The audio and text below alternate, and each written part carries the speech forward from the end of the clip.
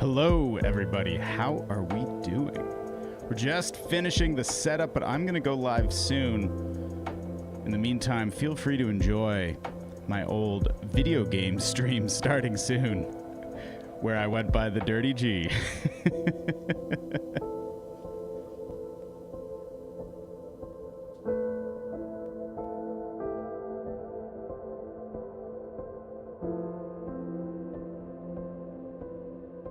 My goodness.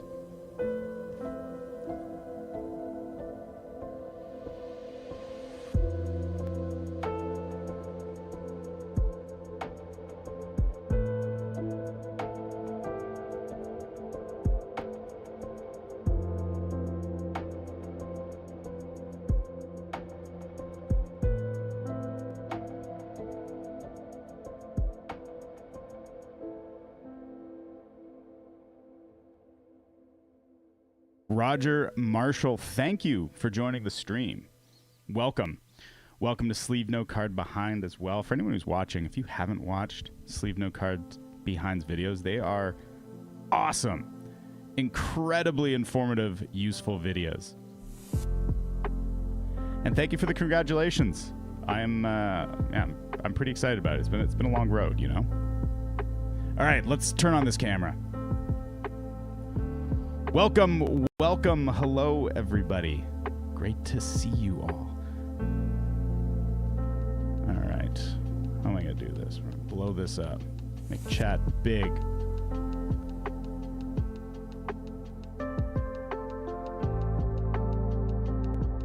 All right, we're in this, we're doing it. This is my very first live stream here on TCG Buyers Club. So thank you for joining, everyone. I guess we can't really start this off without doing the intro, can we?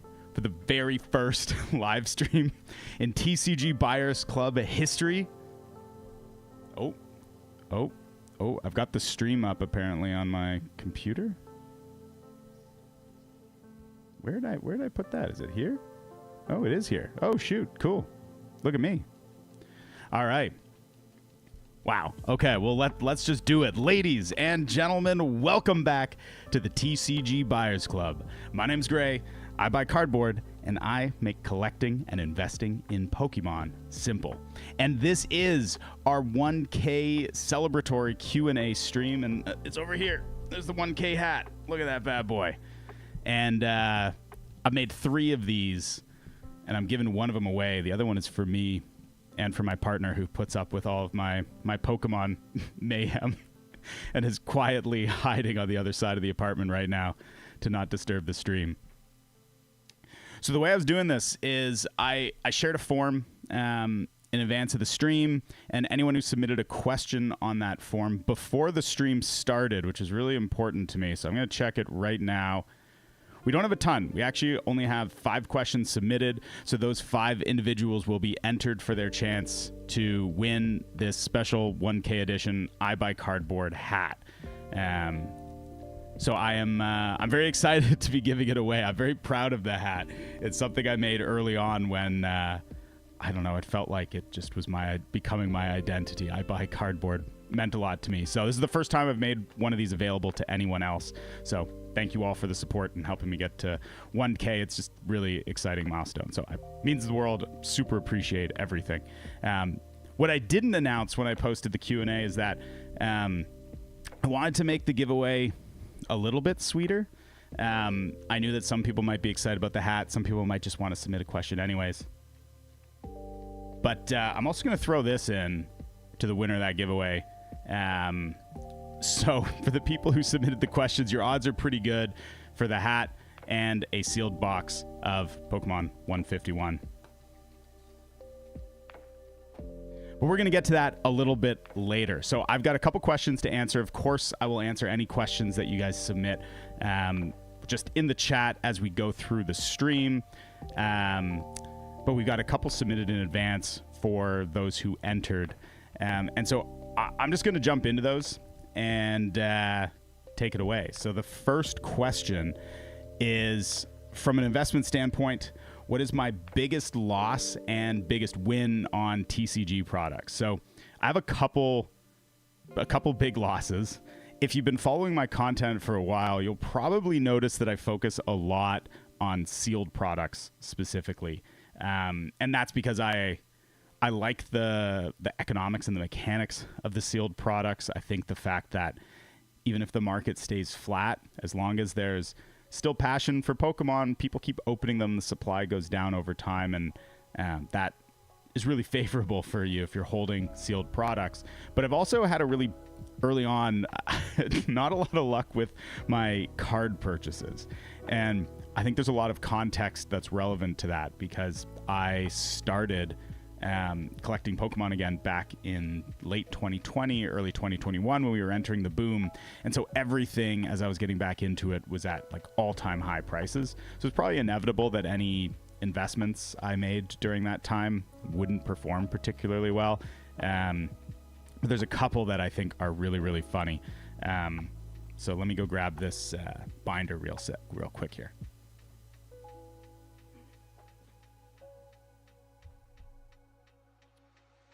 Okay, so the first terrible investment I made is in this binder right here. And man, around that late 2020 time, there was a new set that introduced a type of card that I was super enthusiastic about. And they were very expensive, relatively at least, at release. And I waited like a year and a half until some reprints came and prices started to go down. And then I said, all right, this is it. The prices have dropped like 50%. I'm going in. And I thought it'd be really cool to fill 2 binder pages of amazing rare cards. So I have a whole bunch. I traded one of them away of the Raikou. But you'll notice set after set, page after page filled with amazing rare cards. And oh man, the prices I paid for them are still 3-4 times maybe what you can buy them for today. Like ridiculously, I spent a lot of money on those cards, and yeah, they are laughably cheap now. I still think they're amazing cards. So maybe if you got in on the prices now, I think they could have a surge in popularity over time. I think it's probably going to take a really long time. It's the kind of product that needs more kind of community education and a lot of time to pass. And there's so much supply, which was something I didn't understand at the time when I bought them, was just, 2 per booster box, what that meant for an actual supply of the cards. And then of course didn't expect the volume of reprints and how that might reshape the market. But yeah, I love the cards. I must have lost hundreds of dollars for sure on those purchases, unfortunately.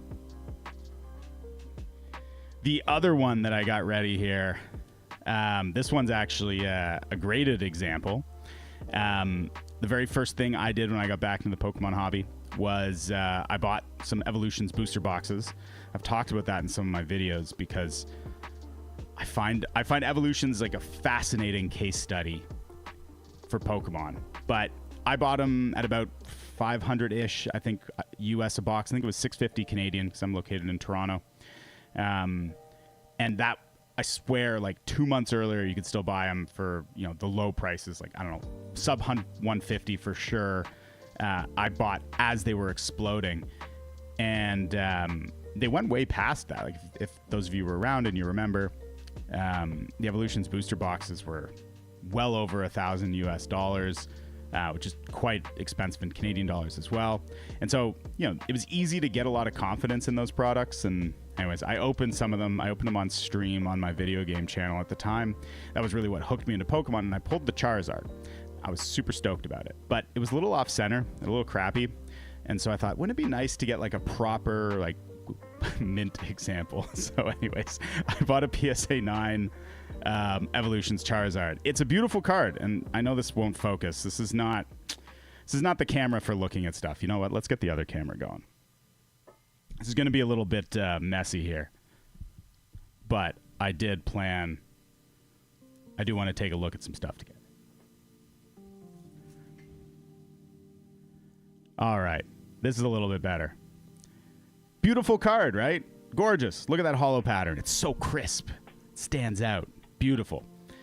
But I understood nothing about really the market dynamics of Pokemon when I bought this card. So I was able to convince myself that paying like, I think I paid like 550 maybe Canadian, which would I guess be 400, 450, something like that US for it.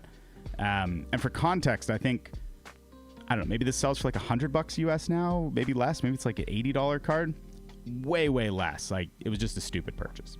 And not only that, but I also doubled up. I thought, hey, wouldn't it be cool to get the reverse holo version in a PSA 9 as well? Good times. Good times. So these were some of my earliest investment purchases, certainly some of my earliest bigger ticket purchases in Pokemon. And yeah, they really haven't panned out very well. But, we'll just prop them up there. I still like the cards, they're still cool to me.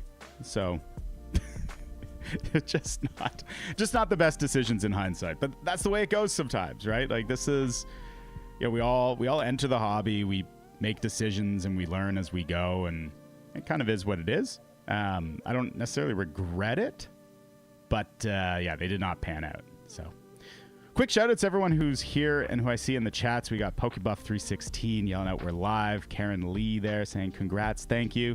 We've talked about Sleeve No Card Behind. Definitely check out his channel if you haven't already. Zavi the fish. Let me know if I got that right. Thanks for being here, everyone. I really appreciate it. It's a lot of fun to be able to do this. And as I mentioned, 1,000 subs has been quite the ride. Sitting with your PSA Ted Carp. I wonder which one it is, my friend. Okay. I guess moving on then, I have another question sort of similar. Oh, I guess this the follow-up. This was both biggest loss, and I focused on losses. Also the biggest win. I mean, some of my sealed purchases have gone really well. I was able to time buying Evolving Skies pretty well, and have sold a bunch of booster boxes that I've used to buy more stuff. Some of the bigger purchases I made are actually just EV Heroes. You can see over my shoulder here. The EV Heroes gym set. I have a couple of those that I bought when they were selling for a couple $100. They've peaked at way above that. They've really dropped off a lot as the Japanese market has cooled off, but I still think they're some of the better purchases I made, and it was really based off of starting to learn about sealed and the mechanics of sealed investing, and recognizing that EV Heroes was just a very strongly themed set and how important that seems to be for the long-term performance of a lot of sets. So I think those are some of my better decisions. Honestly, I haven't been in the hobby that long, since I got back in 2020, and there really hasn't been, in my opinion, a ton of time for too many of the purchases I've made to really reveal their quality, I suppose. I think there's another 5 years in here before things are going to be looking great, hopefully. But there's a lot of stuff. Most of the stuff I've bought and kind of built positions on, I haven't lost a lot of money on since some of those early card positions. But that's been focusing on the sealed stuff, which I think is a little bit easier. Maybe an interesting one, actually. For some reason, when I started getting into Japanese, I just decided I wanted one of every Japanese booster box. And some of those early starting in the Sword and Shield era, I should say, and some of those early Sword and Shield era booster boxes are worth quite a bit now. I think I paid 150 Canadian for the Shield set, which includes Marnie. And those boxes just don't sell a lot, so they're a little volatile, like a pretty low liquidity. But when they sell, it's often, I don't know, multiple, like high hundreds towards like $1,000 for a box. So I guess that one's probably been pretty good. But I only have one of those, and I wanted it for my collection. Like, I'm not a seller of that product, but yeah. Okay, second question then. The most valuable Pokemon item or card I own. So the EV Heroes Gym set box. Those are one of the higher value items I own. But the higher value stuff I bought are these guys here, which I'm really proud of as well. So this base set, no rarity, PSA 9s because I can't afford 10s. They're very expensive, but that's the Venusaur. There's a BGS 9 of the Blastoise, and then you're probably not going to be surprised to see that I also have the PSA 9 of the Zard. This is probably the single most expensive card that I own. Also one of my earlier purchases, also one I lost a lot of money on. It's worth quite a bit less than what I paid for it. But again, all three of these cards are classics, and I don't know. I couldn't tell you what drew me to the Japanese. I think the Japanese ones look so much better. I don't know what it is. And so it was kind of early on, I tapped in, like, compared to the Japanese or compared to the English version, like this Charizard was a lot less. It seemed like good value. So that's what I went in on. Yeah, I think those are probably my most expensive single cards outside of, I guess, those EV boxes that are quite expensive as well these days. Your mother asking me what card in the future will be higher value than the Charizard GX Shiny Vault 49 or Giratina V alternate art. Please help. I mean, honestly, I can't say. I have no idea. And I actually think that question translates well into the next question that I have here in the list. Evan, welcome to the stream. Good to see you, man. Which was, what is the one tip I wish all collectors and investors would learn from me and my channel rather than learning the hard way on their own? And I've been thinking about this question a little bit over the last few days before this stream, once I saw it come through. And there are a couple things, because I'm kind of learning and discovering these strategies and ideas behind collectibles investing and Pokemon investing as I go. And I try to use my personal experience and my curiosity around, like, why I make the decisions I make or why I feel the way I feel about a product or an opportunity, and try to make some more sense of it. And that's what my videos have been turning into, is me trying to figure out what the patterns that I see in the market and the way that I feel about it. And it's that combination of kind of trying to understand the market dynamics, maybe from a more economic perspective, but then combined with some psychology and just sort of more natural, like, human instincts and what's going on there, because it's super emotional. And I think along the way, I'm finding that it doesn't need to always be that complicated. And probably the reality is, like, there's no way you're going to guarantee, like, min-max hit all the right answers. So if I mentioned the question here from your mother in chat, what would be a higher value card? Like, I think the answer is we just don't know. And so what you look at is you try to find some strong, like, fundamental qualities or details that you like. And, like, those are great cards, super popular, but they're already really high value. So I don't know. I really don't know. And maybe that's kind of the takeaway, is that we just, no one really knows what's going to happen in any of these spaces. So there's an element of risk that I try to acknowledge in my videos. There's an element of uncertainty. Like, I don't like to tell anyone, like, this is what's going to happen. I might try to position my ideas as, like, I think this could happen, or I feel really good about this kind of decision, but there's always that element of you never really know what's actually going to happen. So all you can do is just try to make the best decision you can with the information that you have. And with modern cards in particular, one thing I still haven't figured out is what to do or how to think about the supply of those cards. So both of those, the Charizard GX from Hidden Fates and the Giratina V alternate art, they're both beautiful cards, tons of demand for them, but the pop reports are really high, right? And, like, what does that mean compared to some of the older cards? And when I've analyzed pop reports, I can't come to a good explanation of what will support those values over the long term. And so that's a big part, your mother, of why I don't think I can help you all that much on those. It's a tricky thing. We just really don't know. I have a question about the English language reprint of 151 during the holidays. And so the question is whether it will be to the same extent as the Japanese side. And the Japanese 151 reprint has been a topic in a couple of my recent videos because it's very top of mind. I'm a huge fan of Japanese product, and I'm a huge fan of that set. So when the reprint hit, I personally bought quite a bit of it. I don't know what's going to happen with the English one. My most recent video, for anyone who watched, was about this concept of launch hype that I've kind of been working on for a while, like how products move when new sets release and how you can think about and approach it as a collector or investor. And I got a lot of really valid criticism from that because I tried to keep it simple enough to get across in a 15-minute video, and I tried to focus on the stuff that seemed the easiest. But there are more dynamics at play. And one of those dynamics is my video assumed the reprints will always happen. And because this is what I've generally seen over the last 4 or 5 years, it feels like if there's not enough supply and the products are hard to find on shelves and the prices are going up too fast, it seems like the Pokemon Company will always reprint.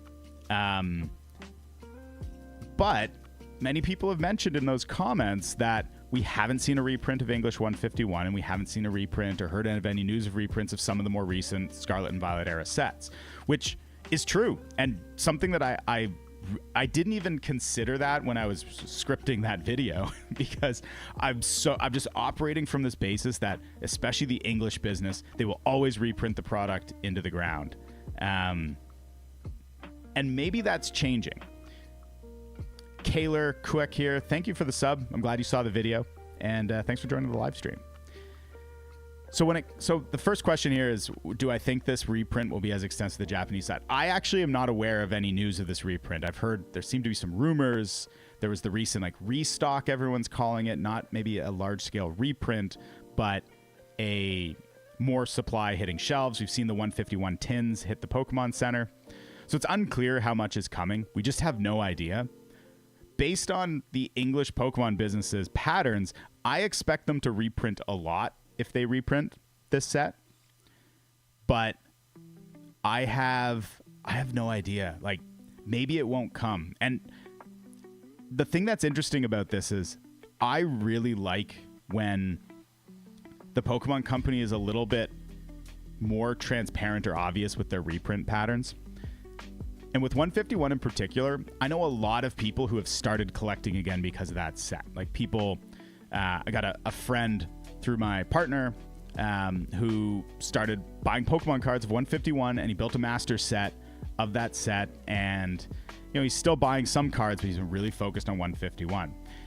And for any of those people, a reprint is going to leave a sour taste, because the values of those cards and what they paid to accumulate that master set or whatever cards they accumulated are just going to go down, and it's going to take way more time for it to recover. There's something really nice when you can buy the cards, build your master sets, buy sealed product, whatever it is, at reasonable prices, and then not see those reprints and allow those products to just start gradually appreciating in value, so that when you look at your master set, you're like, I assembled this for however many dollars, but if I was to do this today, it would cost me 50% more or twice as much or whatever.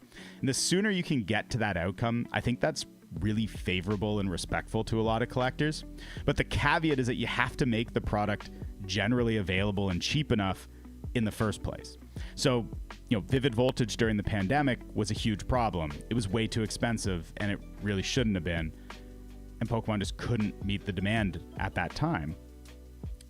So they kind of have to reprint it, and they can only reprint it when they get the capacity to do so. Either demand goes down so much that they can reprint the old sets, or they expand their production capabilities, which is what they seem to have done. 151 was pretty available and pretty affordable. They actually kind of hit that balance, I think. It was never cheap, but it was never crazy expensive. At least around where I am in Canada, it's so hard to find good deals up north here. But it wasn't like you didn't feel like you were being taken advantage of by vendors. The prices were okay. So maybe they just leave it, and maybe they'd actually do that. I think the Pokemon Company in international business, Pokemon Company International, I think they still will want to reprint it because they know they're going to sell a bunch. It's going to make them a bunch of money. I think they're highly motivated to do that. I think it will happen, but I will admit that I haven't seen any confirmation of that happening yet. I think anticipating it before the holidays or around the holidays makes sense. I don't know if that will happen. If it does, I do expect them to print a lot and for the prices to dip down quite a bit. But there are some hints that their strategy is changing. So maybe that's not actually what's going to occur. I don't really know. So we'll see. The Japanese reprint was also surprising. It took a really long time, no news about it, and it was massive. I expected it to be more like the EV Heroes reprint from a couple years prior, where the prices dipped from like 200 a box to 150 or something like that. Like they got a lot cheaper. If you were looking to accumulate EV Heroes, that reprint was a good time to buy, but it didn't get the prices down to like MSRP like it did for 151. So that was a wild reprint for Japan. But fortunately, I hadn't bought much prior to that, so I was like, all right, let's go. This is what I've been waiting for, and I bought a bunch more boxes at that time. Okay, getting caught up on the chat a little bit here. If a guy in your local area selling Japanese 151 for $62, is that a good deal? And that seems like about right. I'm assuming that's US dollars. I think that's about what they go for right now, so that seems totally fine. Just always have to be wary of like who you're buying it from. I really I don't do a lot of transactions through, or Japanese transactions through, like, I don't know, eBay or other sort of people who just have it. I mostly buy from like third-party vendors. I usually pay a little bit more because of that, but I feel a little bit more comfortable that I won't have any issues. And when I started making Pokemon content, I was opening tons of stuff on stream. I've never had any issues with any of the packs. I've pulled great chase cards from different vendors that I bought from. So that strategy's worked for me. So that's the only thing to keep in mind. There's always some concern around like repacked boxes when it comes to Japanese. The clear seals, a little easier to scam people. I've never experienced it, but I know it can happen. So that's the only caveat. RF Collectible saying Japanese 151 to the moon. It seems that way. I think, to me, it's like at EV Heroes, it's such a strong theme, but even more so than EV Heroes, 151 has what Evolutions had, which is the just raw, original base game nostalgia that has a tendency to attract people back into the hobby. And so Evolutions failed for so long because there was just way too much of it for the market, and everyone got bored of it, like rightfully so. But when I came back, I was like completely inspired by base set. You know, that's what I cared about when I re-entered the hobby, but I couldn't afford base set booster boxes, let alone base set booster packs. But I saw these Evolutions booster boxes for a couple $100, which was crazy expensive after they'd been so cheap for so long. And I thought, wow, I can get the experience of opening base set for just like 36 packs of base set for just a couple $100. That was super worth it. And so I was no hesitation, and that's how I got back into the hobby. I think 151 has that as well. It's less the experience of opening base set, but it's all the Pokemon that you remember if you're still nostalgic for that Kanto era. So I think 151 will continue to do well, but if there's another boom in Pokemon and we get a lot of new collectors entering or returning, it has a very high potential to succeed in that environment, because a lot of those new and returning people, I think, will be interested in the original Pokemon. So having a Pokedex order set is awesome. Willie here, your son got you into Pokemon. That's awesome. Yo, I've really enjoyed, now that Pokemon's become this kind of multi-generational hobby, it's been really cool to see the number of adults get introduced to it through their kids and really enjoy it. Or, of course, adults introducing it to their kids and then enjoying it as a family. Just love those stories. It's great. It is a little late for 151, but if it reprints, then, you know, you might be able to do a lot more with it a lot cheaper. If it doesn't reprint, now will still be the cheapest time to do it, you know? You just never know. It's wild, but so much of this hobby is just based on reprints. Like, the supply drives so much.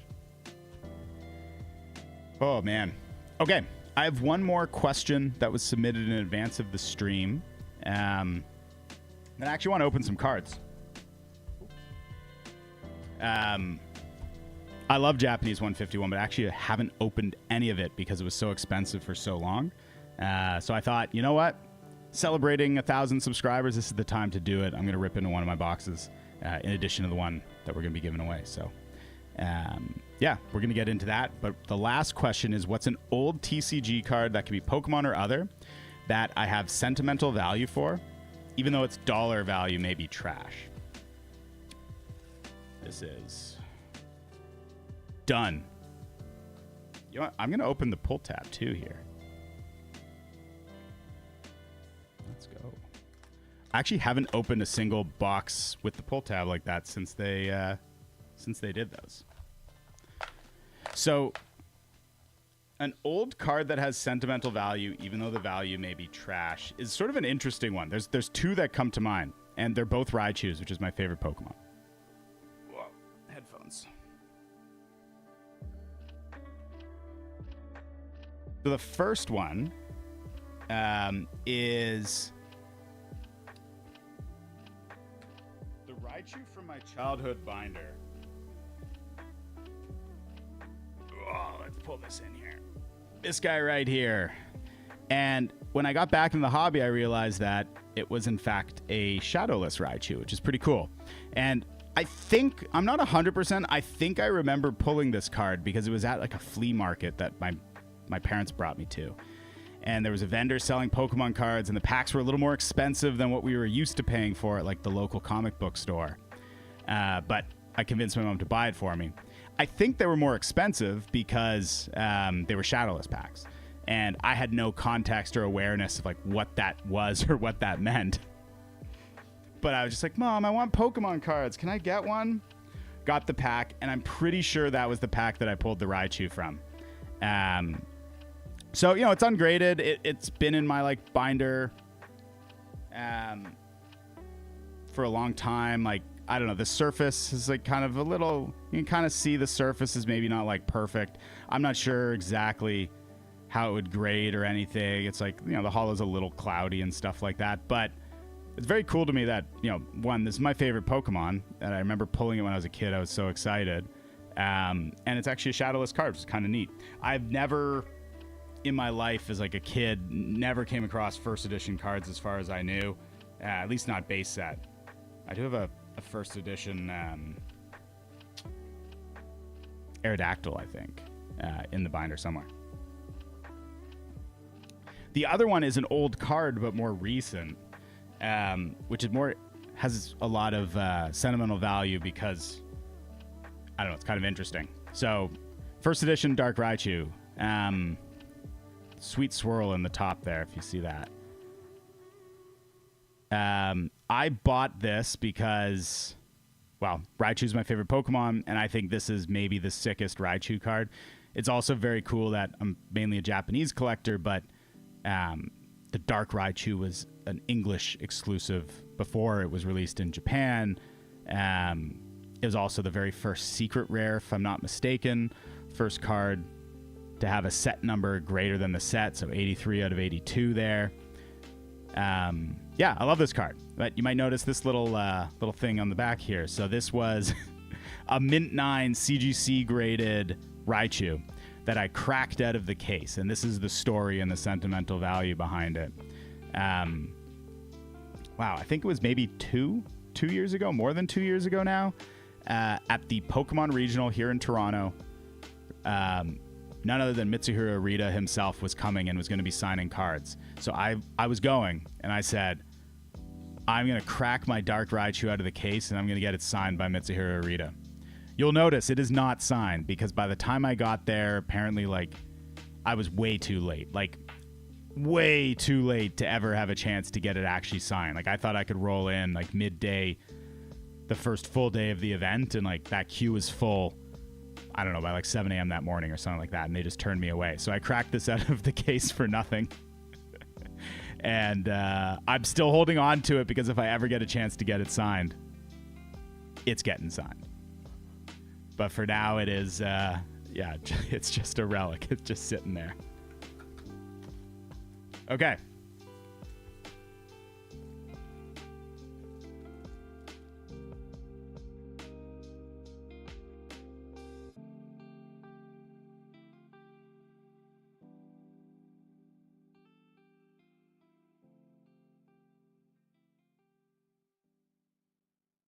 I guess I've never actually opened any of the Japanese 151, but I guess it's 20 packs. That's interesting. I've talked so much about this set and never even realized that.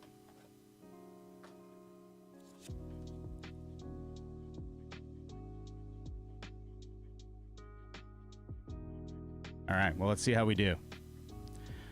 Wow, it's been ages since I've actually opened any packs on camera. So when I started with Pokemon card content. I only made content for Instagram, and I did just pack openings. So I used to set up kind of like this, but I would obviously record instead of, oh, that's kind of cool. Yeah, interesting. So there's a few more cards in these. But I'd set up like this, record, do my editing, release a video, like one video a day of a new pack being open. And I did that for about 2 years before I decided to try long form and get into the YouTube stuff. And I switched because, you know, at that time I'd invested in some sealed products and some boxes, and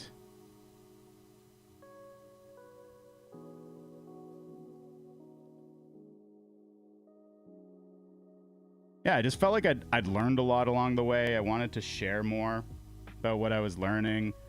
I just wanted to have more thoughtful conversations about Pokemon. And I found that I tried to augment my pack opening content with like information about card playability and artist details and stuff like that. And some people really liked that, which I really appreciated, because, you know, people did, follow me and engage with my content and stuff like that.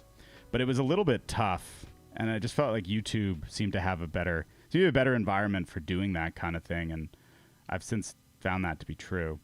So we're looking for, there should be one Master Ball per box. One Master Ball reverse holo. So I haven't seen it yet. Hopefully I'm not going to miss it. But every time we get the reverse holos in the pack, check to see if it's a Master Ball or not, see what it is. Some of those are some of the highest value cards in the Japanese sets are these Master Ball reverse holo versions. And for those who aren't familiar with the difference between the English and the Japanese versions, that is kind of one of the big things that differentiates the two. The two is that there is one Master Ball reverse holo per booster box for Japanese. I saw the Eevee and I thought, oh, could it be the Master Ball? Oh, shoot. Arbok. And because there's 151, I guess it's not all 151 Pokemon cards. I think it's like 140 something that can have Master Balls. Means that one per box is actually a really low pull rate for the Master Ball holos, which is why some of them are the highest value cards in the set. Things like the Pikachu, the Gengar, and stuff like that. The really popular Pokemon. So, if we get a good one, well, that's just a banger. All right, I'm going to start moving these off to the side a bit more so we can slowly show off our hits there. But yeah, wow. As I was saying, it's been so long since I've done this. Kind of brings me back to the beginning of my content creation journey.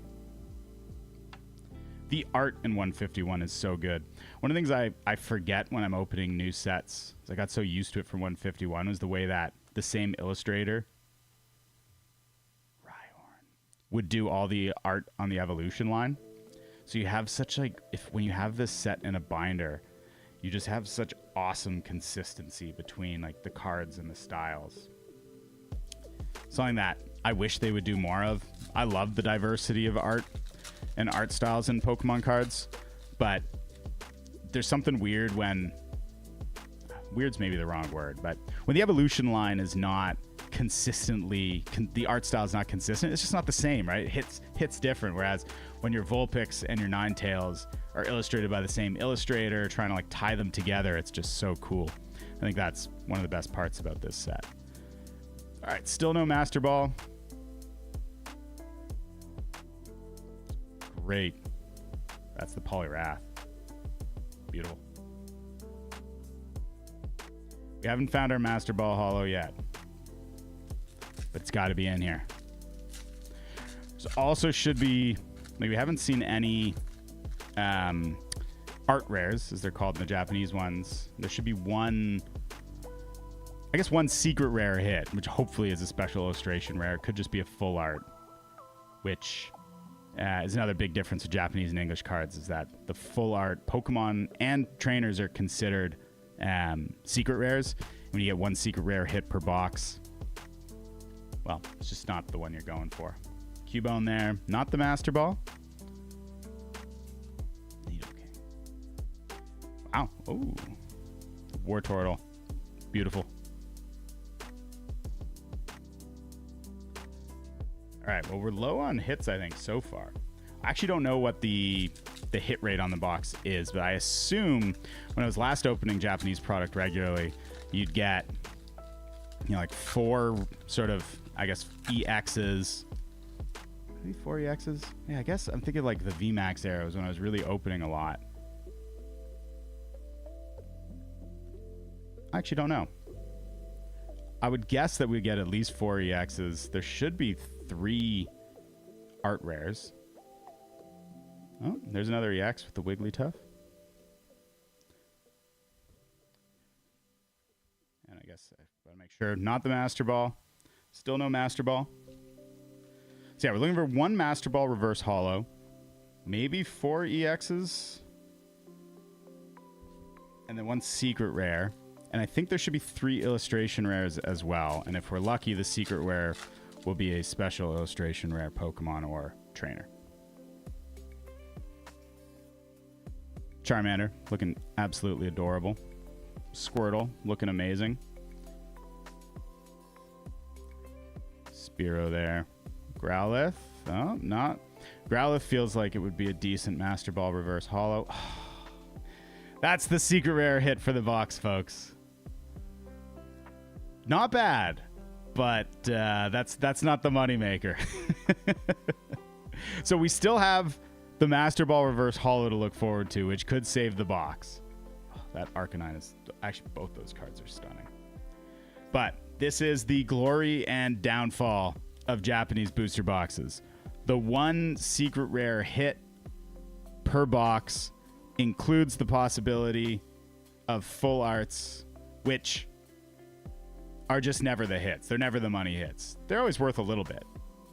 I think the Japanese full arts tend to carry a little more value than the English counterparts. The Japanese cards have amazing texturing. Like, you can look at the detail on the card. They hit so different. Wow. All right, well, let's see what we can find for the reverse holo, and as well as the illustration rares, I guess. Like, we should still find some illustration rares in here.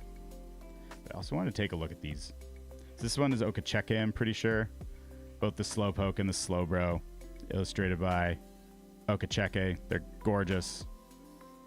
I love his art style. And then this is, I don't know what this is actually. Atsushi Furusawa.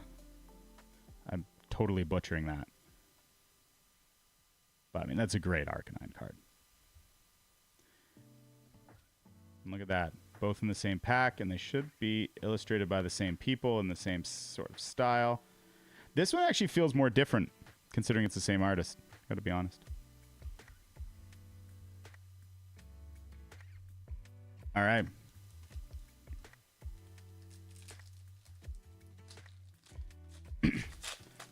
Now, for anyone who's never opened Japanese packs as well, I could show you what I find to be the trick for opening them. It's something I always want to make content about it, but then I don't know, I've never done it. Maybe this will be the content. No Master Ball. Gyarados. Who's that by? Oh, Kuki Saito. It's pretty nice. One of my favorite artists, illustrators. Tomokazu Kamiya does the Gengar line in this set. Many of you are probably aware, but it's really nice. Those are really nice cards. All right. So, how to open a Japanese pack more easily. This is the trick. Japanese packs tend to be a little bit difficult. When you understand this, it's actually a lot easier than you'd think. All the packs are designed to be hangable. They have this little hole in the top. And so there's usually a little piece of material that I just pulled out from that. And this hole tends to be kind of the weak point in where you can tear it. So you go to the back, and because the hole goes through this flap, you just start tearing at the bottom where the hole meets this, I guess, join, and you just rip it from there. And sometimes they're still very difficult, but I'd say once you know that, like 90% of the time, it is far, far easier to open than you would think. Beautiful Bulbasaur. There's the other Kamiya here with the Ghastly. All we have left is to find the Gengar. And the Gengar Reverse Hollow, the Master Ball Reverse Hollow, is one of the top chases from this set. So maybe we'll get lucky. Look at that Rapidash. All right. The search continues.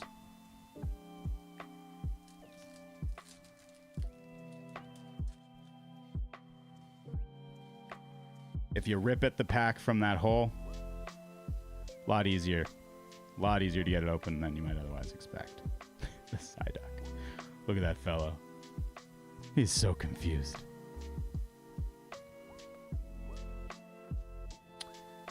Who's this again? Oh yeah, Kato. It's like, it looks kind of Okacheke like.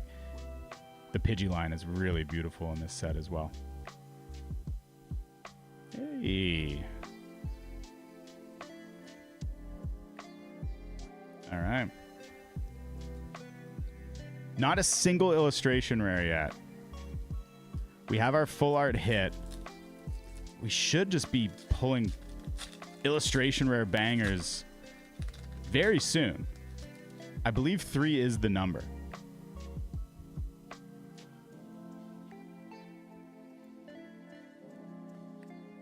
Still not. I don't know. I guess I'm assuming...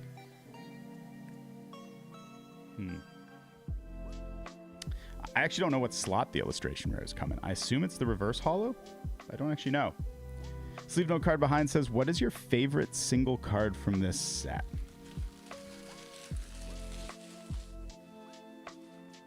That's a great question. I really like Kamiya's art, so I'm a really big fan of the Gengar line. But that would be just sort of the standard arts. I wish there was a Raichu illustration rare in this set, and that would be an easy pick for me.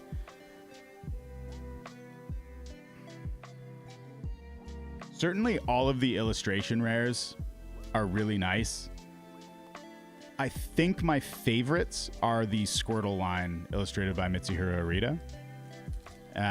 With the kind of going deeper and deeper in the water with the Blastoise and very sort of dark Blastoise kind of energy. I think that Blastoise is probably my favorite. But a lot of the commons and uncommons have like incredible art in this set as well.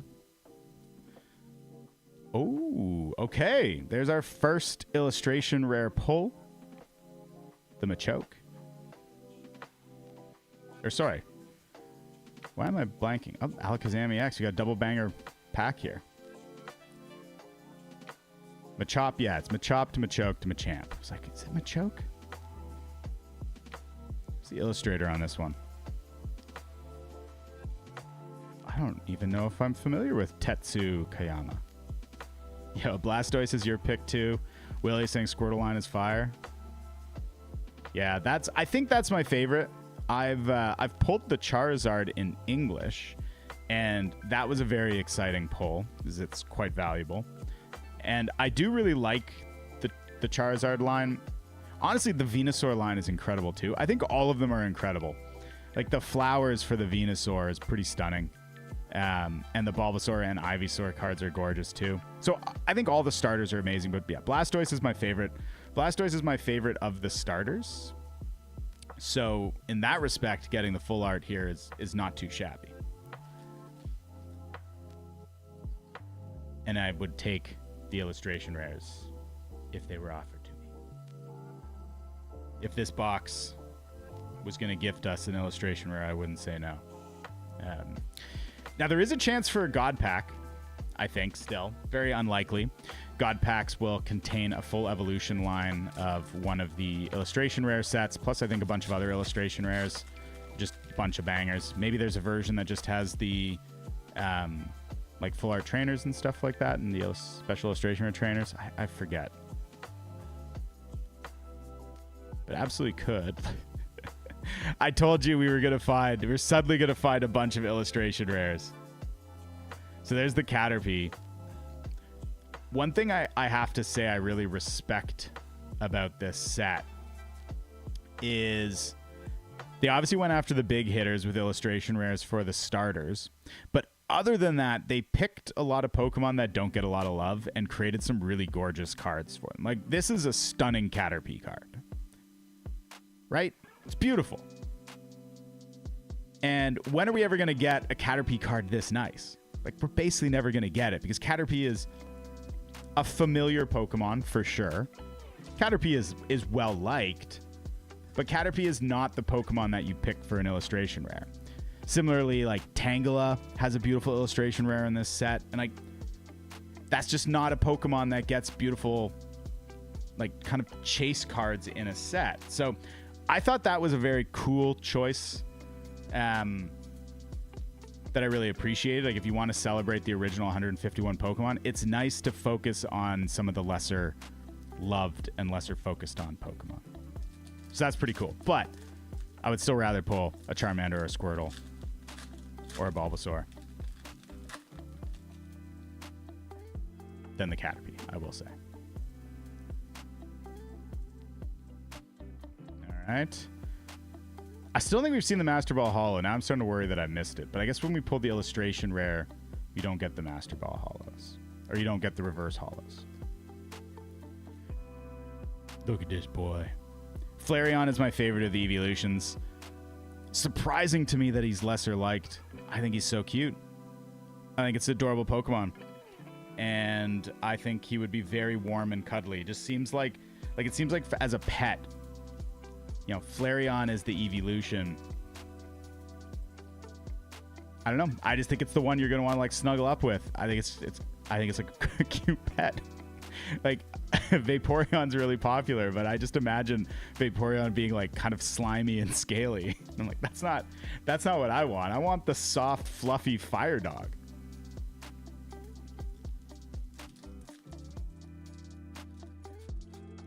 All right, we're getting low here. So there should be one more illustration rare.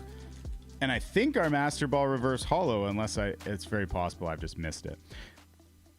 I'm getting the experience of opening these cards on my OBS previews, so maybe I've missed it.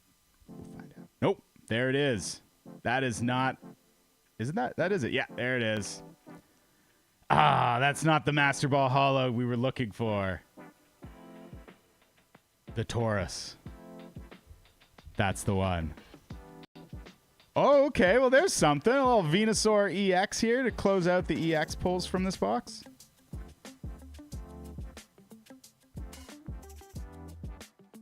Let that holo shine a little bit. I like that the EX cards have the holo all across the card. I think that's pretty cool. Pretty flashy. The other cards in here.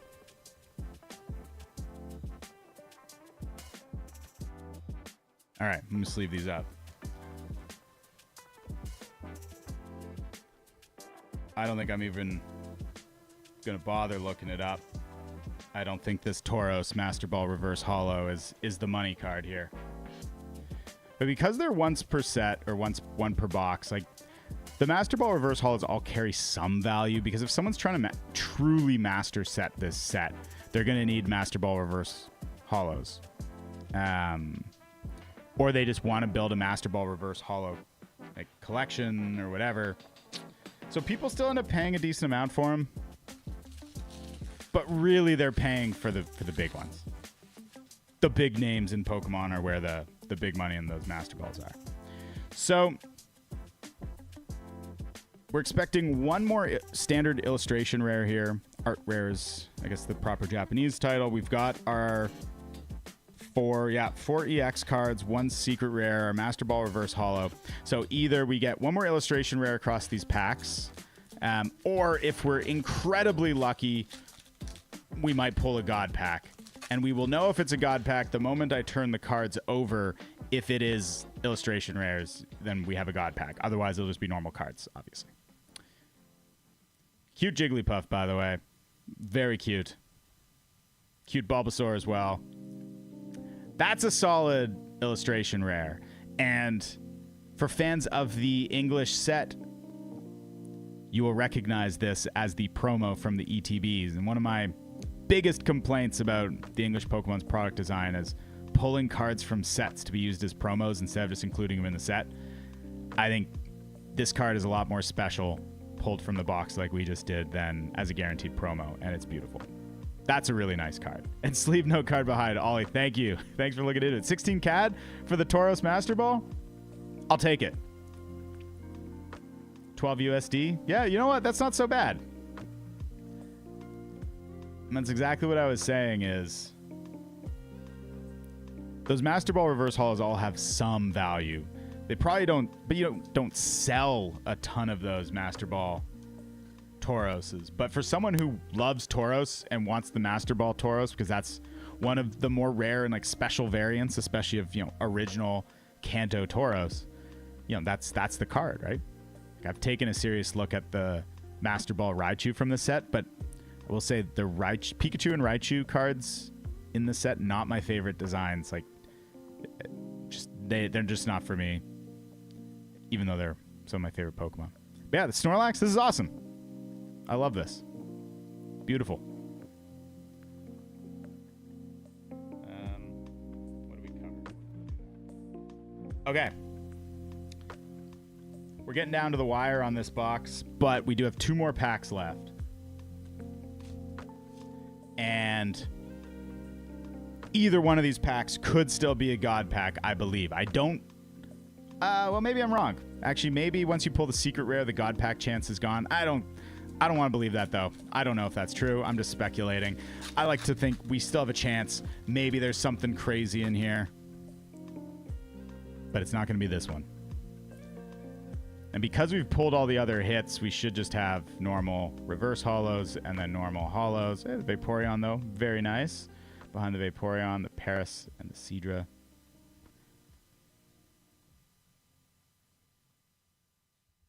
All right. Last pack magic. Can we do it?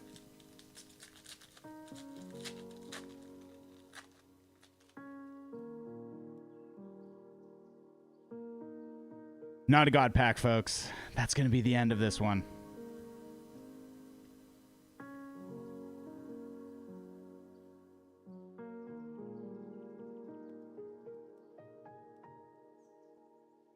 That Ditto's adorable.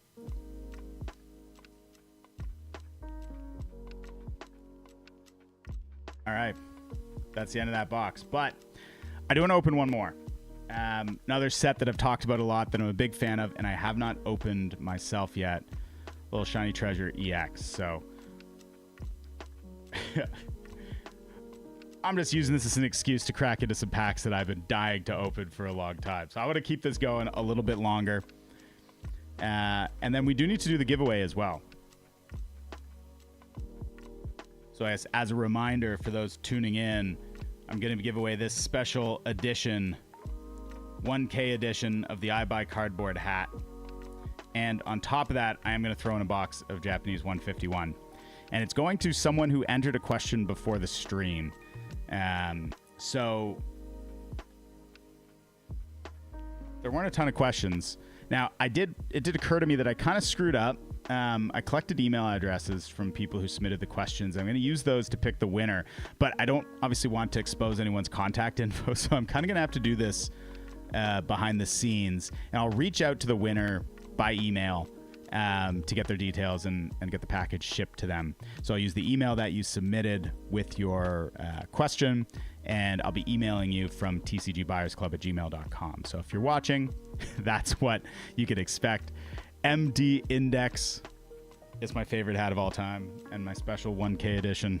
I only made 3 of these, one for me, one for my partner, and one for this giveaway winner. But I do like the idea of being able to make this hat available to more people. It's a custom hat I made for myself when I got started. So yeah, keep following me. Maybe I'll do more giveaways like this. I think probably the next milestone we maybe celebrate like this will be maybe the 5K if we ever get there. And I'm giving away 1 hat for 1K. So if we get to 5K, we'll give away 5 hats with the 5K marker on them. And so we'll just keep it going like that and see how we do. And maybe one day we can do a store or something like that. So keep your eyes peeled. If you want the hat, maybe we can make it happen. All right. I usually bring a knife to help me cut these, and I didn't prep that today. So I'm going to try to get into this using my fingies and maybe a brush.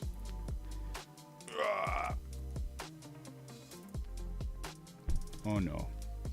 This one's proving very difficult. What do I have around here that's kind of sharp?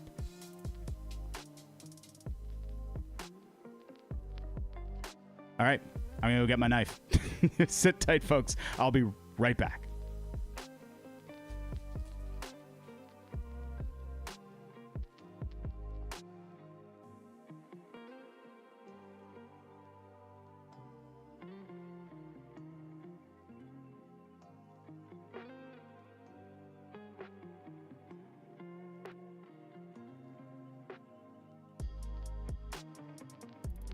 We got it. Little pocket knife. Careful not to damage anything. I've been using this knife for so long. I've never sharpened it. I've never taken care of it. It is getting a little dull. But it's the little blade I've been using to open my packs for content now for 3 years, more than 3 years. Got the pull tab.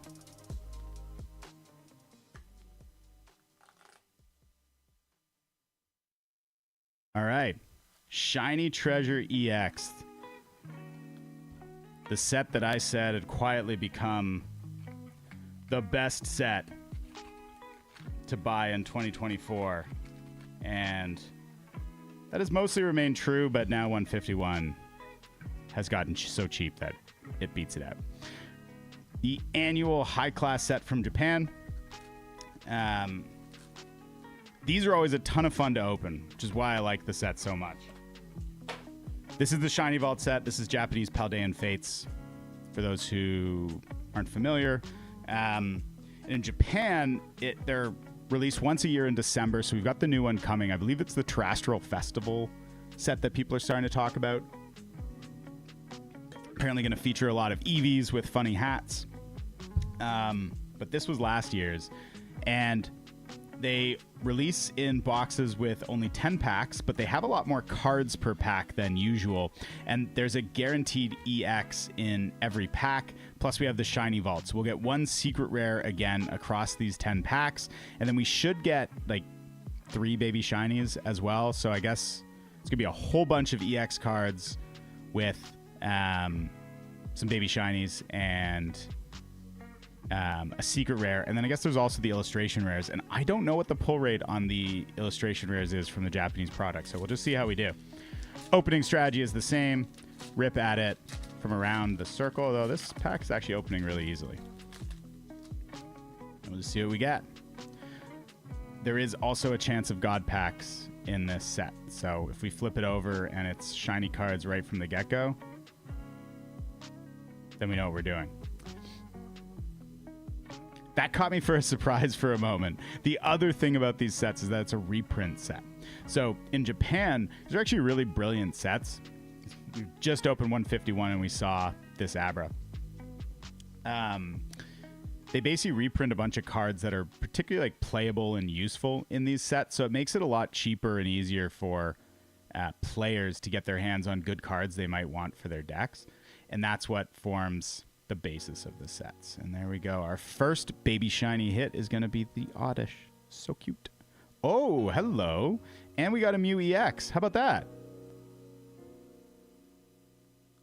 Okay, and then we have 1, 2, 3 cards off the back. So we can do the pack trick for this set. So we are going to do that.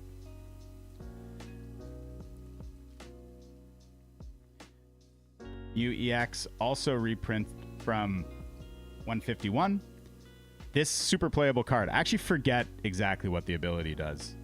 It's a draw support ability, though. I'm a little rusty now with my my gameplay knowledge. I really haven't played the game much since, I guess, October of last year when I entered the Pokemon Regionals in Toronto. So I really don't know what like the modern meta is like these days.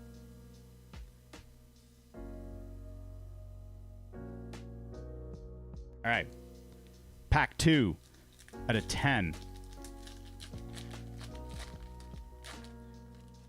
And we're going to try the pack trick. So 1, 2, 3 off the back.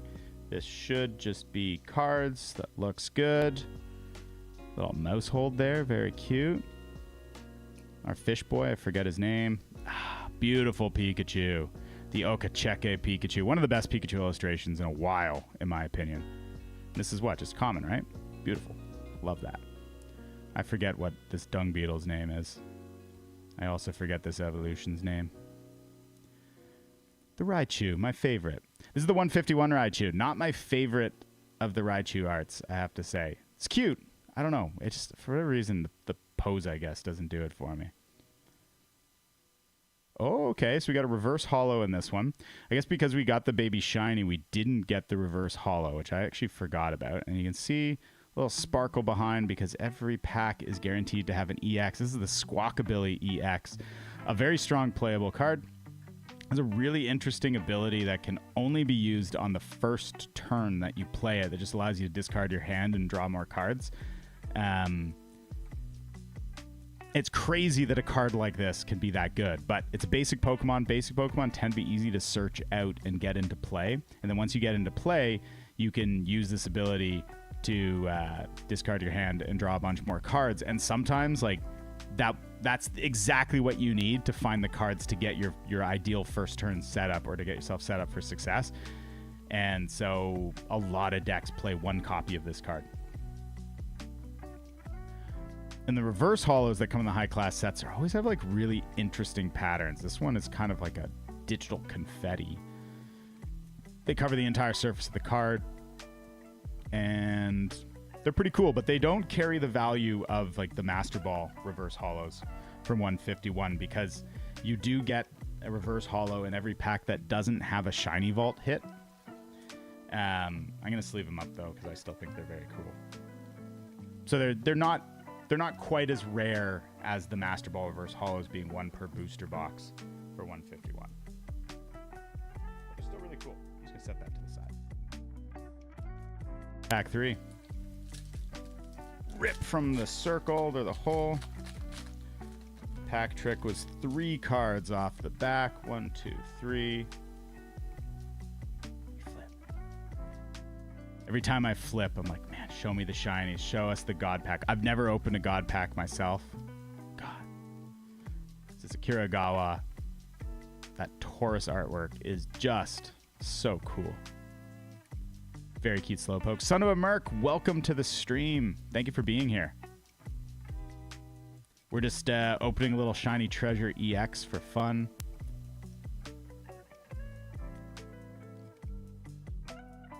And we got our second Baby Shiny hit. I don't have any idea what this card does right now. I see it's got an ability. Oh, okay. Terrestrial EX. Funky. Let's take a look at these. Let's take a closer look at these babies.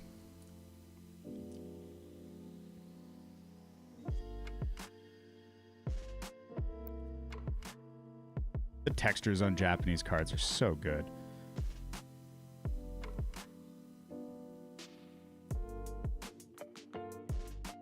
Let's see what the texture on this bad boy's like. This is not my favorite Pokemon. I forget its name.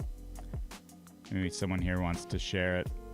So the problems with Japanese cards is that reveals how few Pokemon you actually know.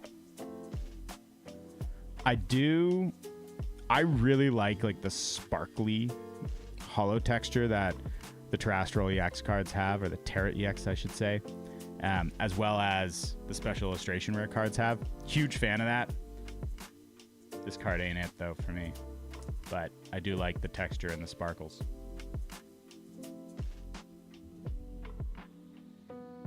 Okay.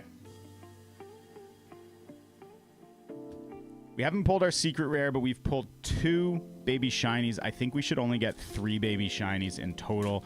And I don't know how many illustration rares we're supposed to get from the Japanese product. So hopefully there's a few more exciting hits to come. We at least have our secret rare to look forward to. That's a beautiful art. Wow. Goofy Pokemon, but oh, that's amazing art too. Adorable. Little baby Cleffa. The Jigglypuff we saw in 151. Pineco. Jumpluff. There's this awesome Jumpluff not too long ago that could attack twice. Had a really bad attack, but then once they released the tool cards you could attach to Pokemon to give them new attacks, they became kind of OP. OP is a stretch. It wasn't OP. It was very fun to play, though. Our next reverse holo being the Doduo. Oh, which is this one again? Something Tusk, right? It's a Great Tusk. The Ancient Tusk Boy.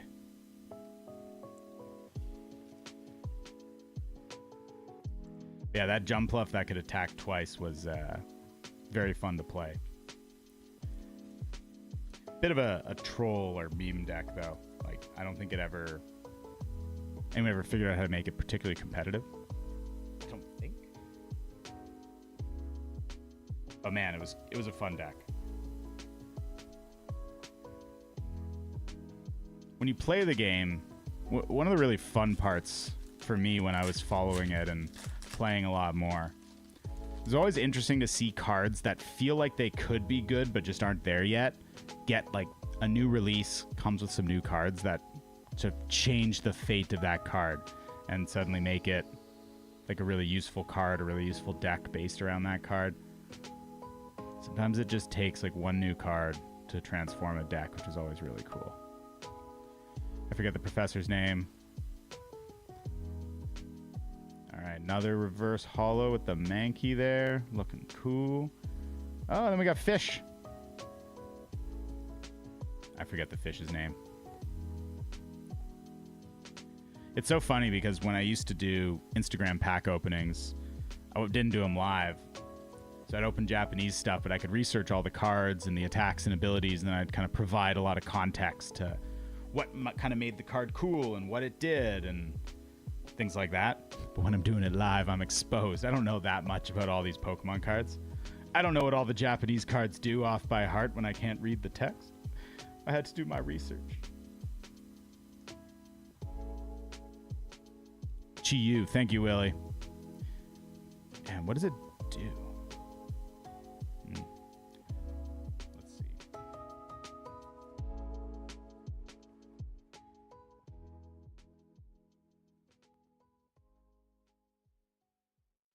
Chi-Yu EX from Paldea Evolved. So this is a reprint from the second set. First attack, Jealousy Singe. Discard the top 2 cards of your opponent's deck. So it doesn't do any damage, but its discarding cards could be pretty disruptive. The second, for 2 fire energies, Flame Surge does 100 damage, and you get to choose up to 3 of your benched Pokemon. For each of those Pokemon, search your deck for a basic fire energy and attach it to that Pokemon, then shuffle your deck. So, interesting. Kind of a utility Pokemon, but I don't know if that's actually good enough.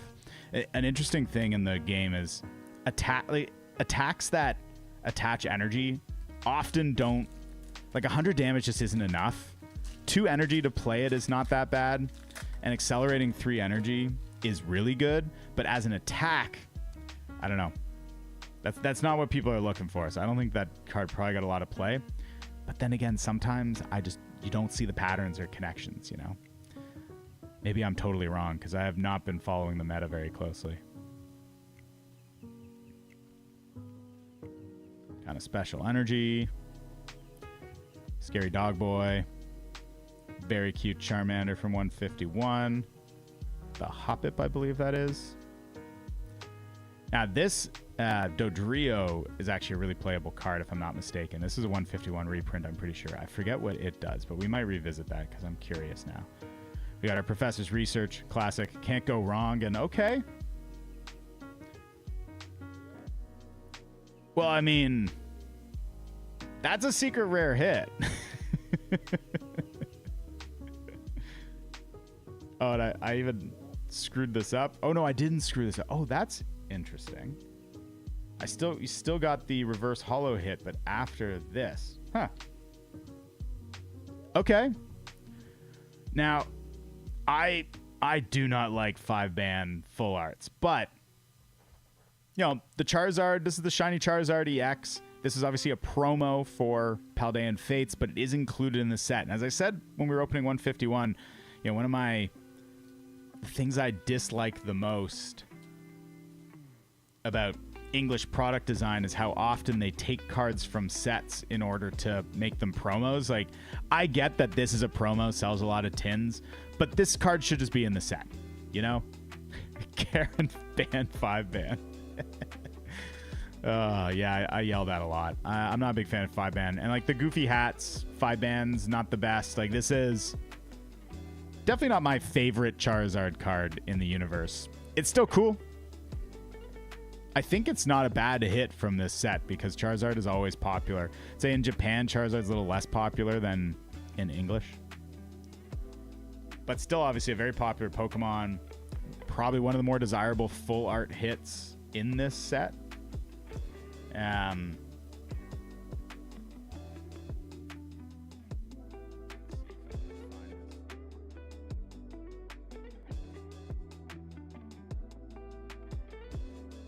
Oh, yeah. Nice. I mentioned that this Dodrio is a really useful, playable card. Yo, Hunter, welcome to the stream, man. Thanks for joining. So, it's actually a really cool Pokemon. It has some nice synergies. So, it has this one colorless energy basic attack here. So you attach an energy, you use the attack. It does 10 damage plus 30 more damage for each damage counter on this Pokemon. Has 100 health. And then its ability is called Zooming Draw. Once during your turn, you may put 1 damage counter on this Pokemon, therefore giving it more attack damage when it attacks. And if you do, you get to draw a card. So it's colorless, which means you can play it in any deck.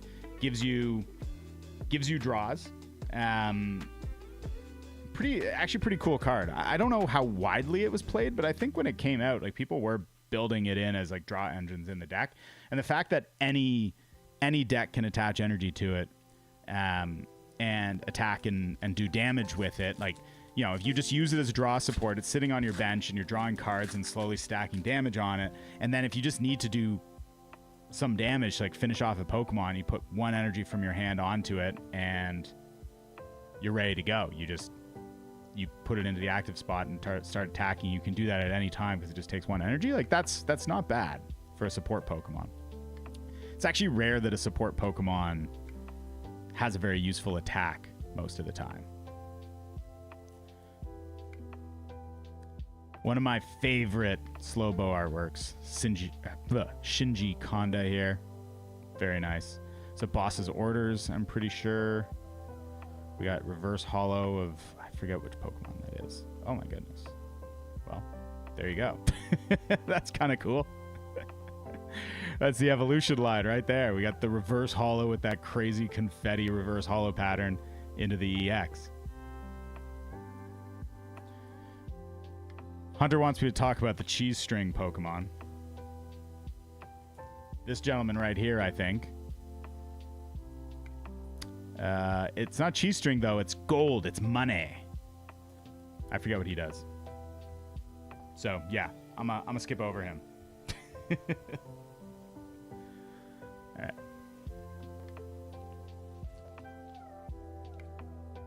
So we haven't pulled any illustration rares from this box yet.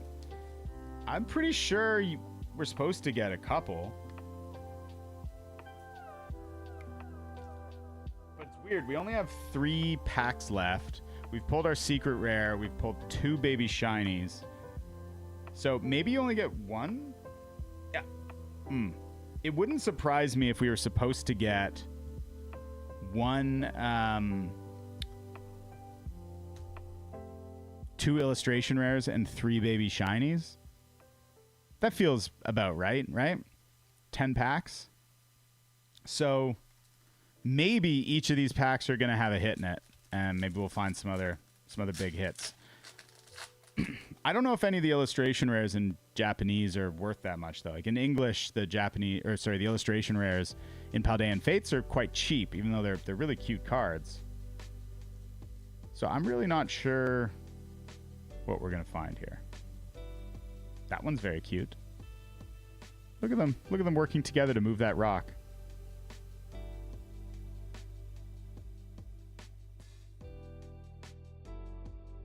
Hollow. Hollow. Then we should have something fun here, right? Nope. Reverse hollow. Another EX. Huh. Well, I'm really not sure what the pull rates are, so I'm going to have to look that up. Maybe it's... The other explanation then would be that it's one illustration rare, which would make sense because there's not a lot of illustration rares in the set. So it could be one illustration rare, one baby shiny, and we have 2 packs left. So hopefully that plays out. This is it. The last 2 packs.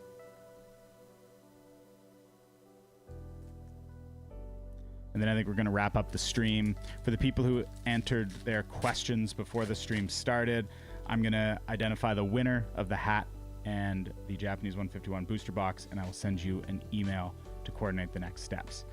And next time we do something like this, I'm going to find a way to make it more fun and do it live on stream. But I did not collect enough information. I don't want to give anyone's personal information away, obviously.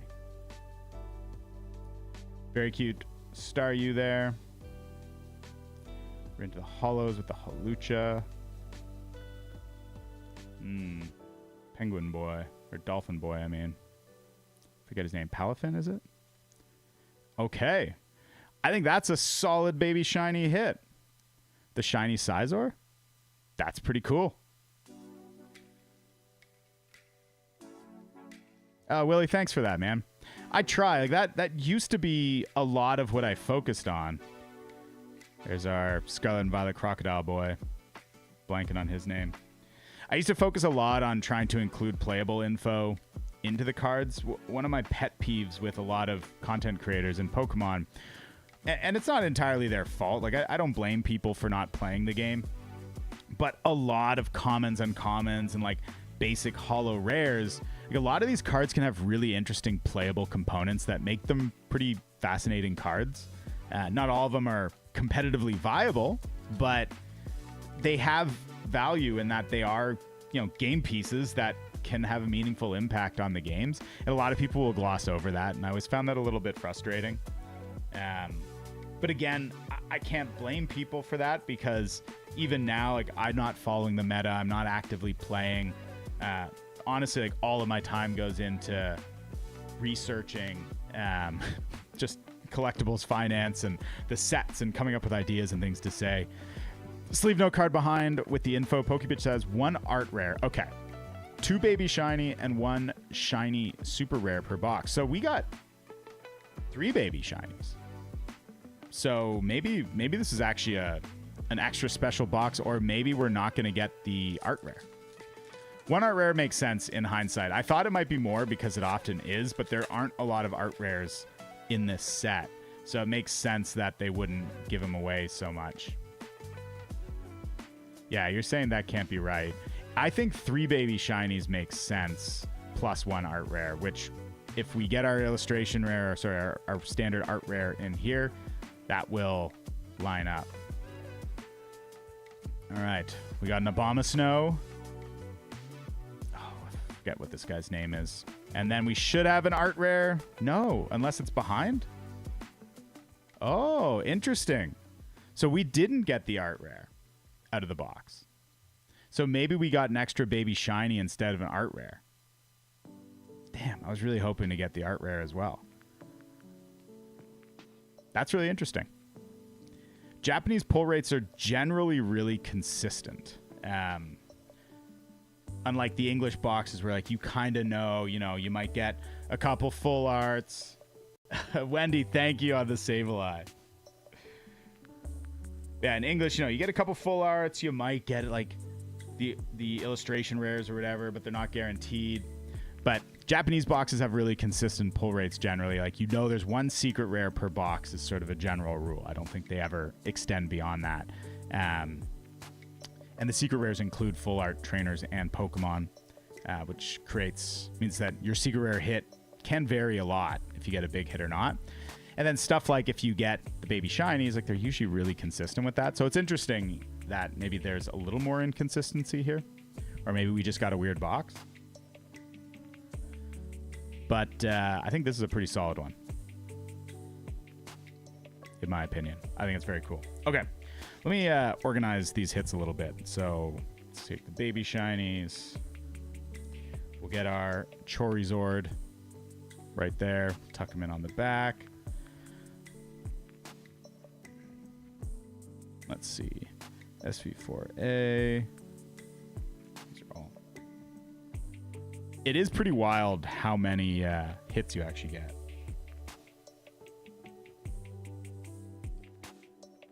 So,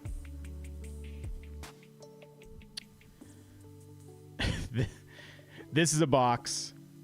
One box of Shiny Treasure EX gets you 1, 2, 3, 4, 5, 6, 7, 8 EX hits. Yeah, then we got our 3 baby shinies. It sounds like often it can be 2 baby shinies and 1 art rare and then 1 secret rare. In this case, we got the Charizard. We got 2 questions in the chat that I'll get to right now. So starting with DWG Kia. Why has Japanese 151 climbed so much this week? So I don't know for sure. I think what has happened is that the supply has just started to dry up after the reprints, and people are still buying it in high quantities. Lots of people are opening it. The demand has stayed really high for the set. So I think it's just starting to return to what brought the prices so high in the first place. There hasn't been more reprint news. My understanding is no confirmed more reprint news for 151. And from the last reprint, which was in huge volumes, is just starting to dry up and the prices are starting to increase because of it. Not 100%, this is just my speculation, but I think that's all that's happening. I have heard that there's rumors of another 151 reprint in September. Personally, I think that's crazy. The Japanese company didn't ever, in the time that I've been collecting at least, like I don't know what their history is like beyond the last 4 or 5 years, but they really didn't reprint all that much. So that change, like Scarlet and Violet had a huge surge in demand. They needed more supply, and they played catch up, and they kind of broke their no reprint rule in some ways really aggressively, and on 151 in particular. But they always seemed to they would print until prices got more reasonable, and then they kind of just like back off. And they're like, look, the prices, we printed a whole bunch. It's cheap now. Go buy it if you want it. If you don't, it is what it is. That was how I interpreted their behavior. So I'm not sure if they're continuing on that, then what they've delivered with 151 is more than enough. The prices got so low for a bit there, and for quite a while, like there's 2 months where you could buy it really cheap. So if you wanted 151, then that was the time to buy it in Japanese. I wouldn't continue to reprint it if I was them, but I have no idea, and sometimes these printing decisions have to be made way more in advance, and they wouldn't know if they've actually satisfied the demand. So we'll see. If they do, the price will go back down, and the process will just kind of start over again. And then Wendy asked, what's my favorite card I pulled today? Maybe our Snorlax here from 151. This was the promo card from the ETB for the English 151 set, but it is just an art rare, or illustration rare. Call them art rares in Japan. I don't know why we have to have illustration rares in English, art rares in Japan, but I tend to call them illustration rares because of that. But it is just a standard illustration rare in the set, and it's a beautiful card. And it's Snorlax, and it's super nostalgic because he's blocking the path. It's like a throwback to, the red and blue video games. It's classic. So this would be my favorite. Another interesting one we pulled was our Master Ball Reverse Holo from 151. So you'll see the reverse holo pattern on these cards have Pokeballs, and these are actually the Master Balls. See if I can get the light to hit just right so you can see that really well. Every booster box of Japanese 151 has a single Master Ball Reverse Holo card in it, and they're just a reverse holo variant of otherwise the common, uncommon, and like basic holos in the set.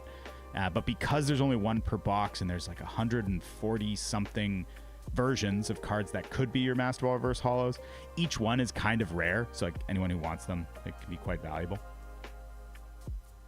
Our other two art rares or illustration rares from 151 were great as well. The Caterpie is very cute.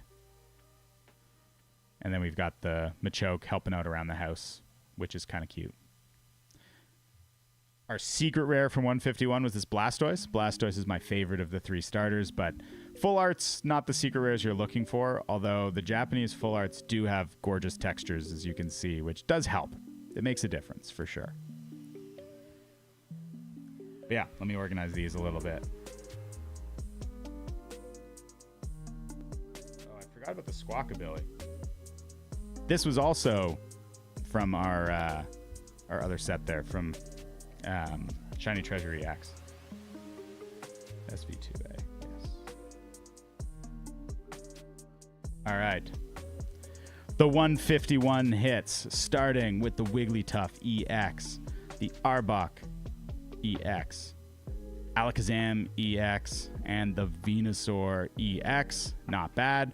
We talked about the Tauros Reverse Holo, and of course, the Caterpie, the Machoke art rare, and the Snorlax art rare, with the final hit being our boy, the Blastoise. So, you know, not too bad. That was a lot of fun. Switch the camera back here. We'll get this camera out of the shot. All right. Well, as always, everyone, thank you so much for tuning in to the TCG Buyers Club. My name's Gray. I buy cardboard. Where's the camera? There it is. You'd think I'd never done this before. But that's going to be it for the live streams. This is the very first time I've done this. I really appreciate everyone who tuned in to ask questions and hang out with me. It was a lot of fun to open those packs and just chat about the cards and Pokemon in general. And to everyone who submitted the questions in advance, thank you so much. It was really fun to dig into those and answer them. And I'll be following up for the giveaway winner. So I don't know if we'll be doing more streams like this. I do think that we'll do another kind of celebratory stream when I hit 5K, if ever. Feels very far away right now. But who knows? You know, I wasn't sure I'd hit 1K, so here we are. But thanks a lot for tuning in, everyone. Means a lot.